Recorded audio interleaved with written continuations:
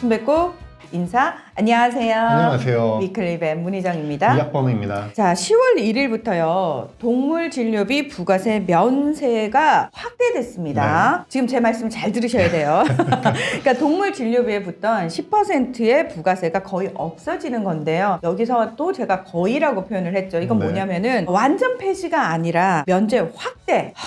진짜 복잡해. 어쨌든 오늘 위클리벳에서는 이 부분과 관련해서 이야기를 나눠보겠습니다. 맞습니다. 기존에도 동물진료비에 10% 부가세가 붙어 있었는데요. 모든 진료 항목에 다 붙어 있었던 것은 아닙니다. 예방접종, 중성화 수술 같은 예방 목적의 진료는 기존에도 부가세가 면제였어요. 네. 근데 이번에 고시가 개정되면서 예방뿐만이 아니라 치료 목적의 진료도 부가세가 면제되게 됐습니다. 진찰료, 입원비, CT, MRI와 같은 영상 진단 검사에 또 다양한 증상, 처치, 치료, 수술도 비과세로 바뀐 거니까 부가세가 이제 면세가 되는 겁니다. 네. 근데 이제 세부 진료 용역이 102개예요. 네. 그러니까 여기에 대해서만 부가세가 면세되는 겁니다. 맞아요.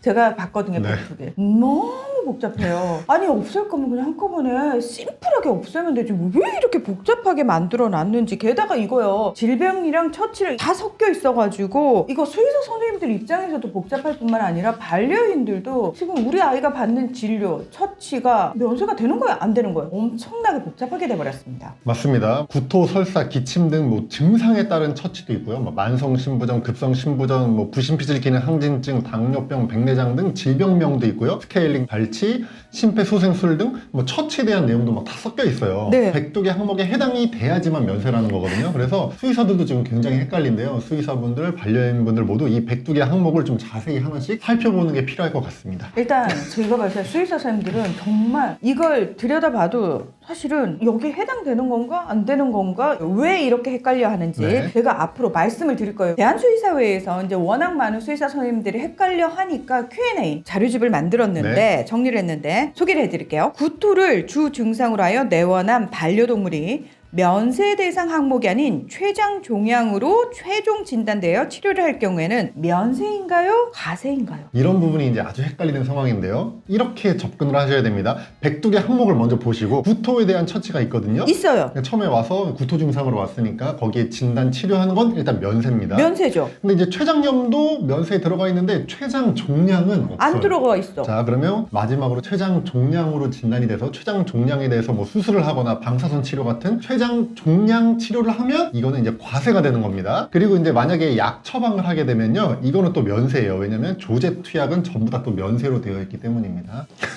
복잡한 것도 복잡한 건데요. 듣다가 화가 났던 게 뭐냐면은 수의사 선생님들도 일단 헷갈리는데 이거를 반려인들한테 설명해야 돼요. 네. 왜냐하면 반려인들 입장에서는 와 이제 부가세 면세된대 라는 거에만 사실 꽂혀 있거든요. 맞아요. 그런데 자세히 들여다보니까 이거 왜 면세가 안 됐지 과세지? 이런 부분들 어떻게 할 겁니까? 그러니까요. 아니 이거 진짜 수의사하고 반려인들 사이에 갈등을 부추기는 것도 아니고 어쨌든 지금 굉장히 신경을 써서 봐야 되는 부분인데 네. 또 주의를 해야 될 부분이 없나요? 많이 있습니다. 현재 수의사가 2명 이상인 동물병원의 경우에는 주요 진료 항목에 대한 진료비를 게시하게 되어 있어요. 그렇죠. 붙여놓거나 뭐 홈페이지에 게시하거나 해야 되는데 그 중에서 기존에는 과세였는데 이번에 이제 면세 항목으로 바뀐 것들이 있잖아요. 그거는 이제 부가세가 제외된 금액으로 다시 수정을 해서 게시를 해야 됩니다. 그리고 의약품에 대한 조제 처방은 지금 면세인데요. 네. 의약품이 아닌 의약 외품 아니면 뭐 영양제, 사료 같은 보조제, 그다음에 뭐 용품 판매, 미용 이런 것들은 계속 과세입니다. 굉장히 일단 복잡해서요. 네. 일선 동물병원에서 우리 수의사 선생님들이 굉장히 주의를 많이 기울이셔야 될 것 같고요. 네. 어쨌든 대한수의사회 홈페이지에 올라와 있는 가이드라인 Q&A를 네. 조금 더 숙지를 하시면 좋을 것 같습니다. 그래도 뭐 안 된 것보다는 나은 것 같아요. 네. 면세 범위가 확대된 것 자체는. 네. 그래서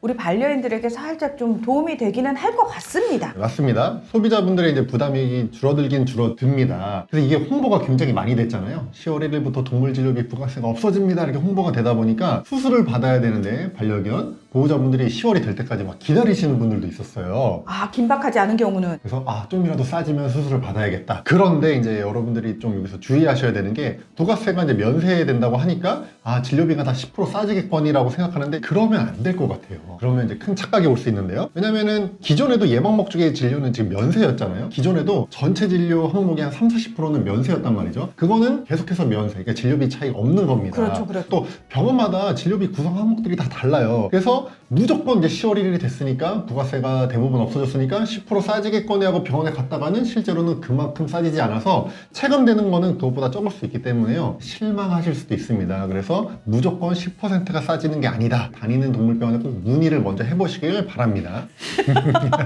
웃기죠, 네. 일단 동물진료비 부가세, 기존에 부과되던 것들이 있고 부과되지 않은 것들이 있습니다. 그리고 부과되던 것들 중에서도 면세가 되는 범위가 확대된 건 분명합니다. 네. 이 부분은 도움이 되는 게 맞아요. 네. 그런데 학범 대표가 계속해서 강조한 것처럼 전체 총 진료비에서 무조건 10%가 빠진다, 싸진다 라는 생각은 하시면 안 된다. 이거는 엄청난 현장에서의 혼란이 야기될 것 같은데요. 일단 수의사 선생님들이 이 부분을 숙지를 하셔가지고 반려인들에게 차근차근 설명을 좀 해주실 필요가 네. 있을 것 같습니다. 오늘 위클리 벳은 여기서 마무리하겠습니다. 함께해 주셔서 고맙습니다. 감사합니다.